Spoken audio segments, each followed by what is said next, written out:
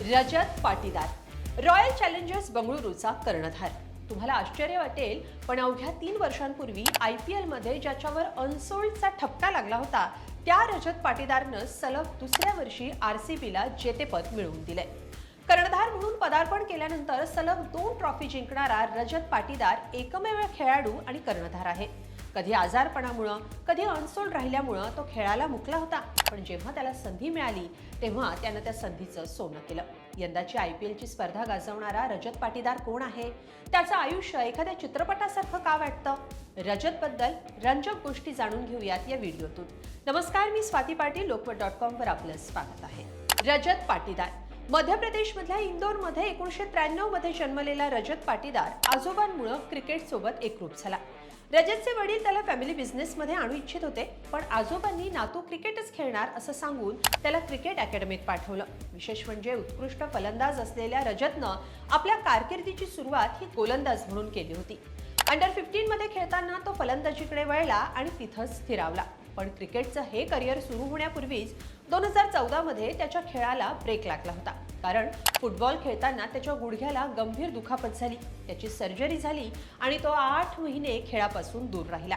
घरच्यांनी पुन्हा बिझनेस सांभाळण्याचा सल्ला दिला, पण रजतला हे मान्य नव्हतं. चेतेश्वर पुजाराचा आदर्श समोर ठेवत सर्जरीच्या 18 महिन्यानंतर पाटीदार यानं पुन्हा क्रिकेट सुरू केलं. मध्य प्रदेशच्या रणजी टीममधून ओपनर म्हणून त्यानं डेब्यू केला आणि पहिल्याच मॅचच्या दुसऱ्या इनिंगमध्ये शतक ठोकलं. 2018च्या रणजी ट्रॉफीमध्ये रजत सर्वाधिक धावा करणारा फलंदाज होता.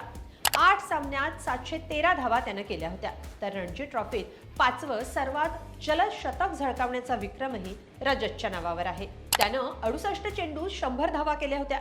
इतकी चांगली कामगिरी करणारा हा खेळाडू 2022च्या IPL हंगामात मात्र अनसोल्ड राहिला. लिलावात कुणीही त्याला विकत घेतलं नाही, पण ट्रॉफी त्याच्या नावावर होती. त्यामुळे संधी समोरून चालून आली. तेव्हा नेमकं काय झालं सांगते. 2022 साली म्हणजे साधारण 4.5 वर्षांपूर्वी IPL मध्ये रजत पाटीदार अनसोल्ड राहिला.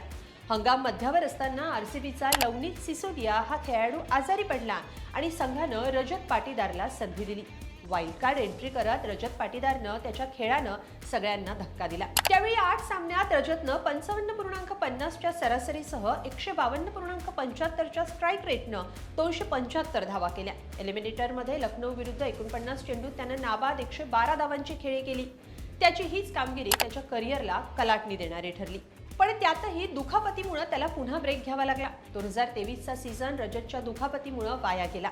पण 2024 पासून त्याचं नशीब चमकलं आणि त्याची घौडदौड अजूनही कायम आहे.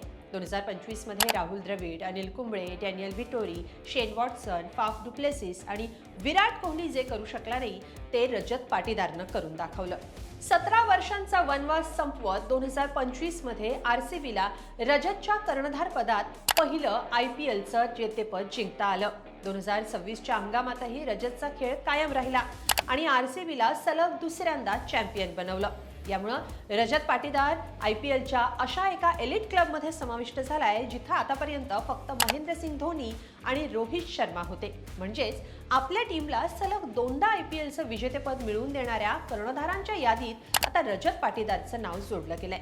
जाता जाता आणखी एक मोठी बाब, रजत पाटीदार जितका चांगला खेळाडू आहे तितका संवेदनशील व्यक्ती आहे, ज्यामुळे त्यानं मैदानाबाहेरही लोकांची मनं जिंकली आहेत. IPLची ट्रॉफी जिंकून सगळे आनंदात नाचत असताना रजत पाटीदारनं एक संवेदनशील निर्णय घेतला.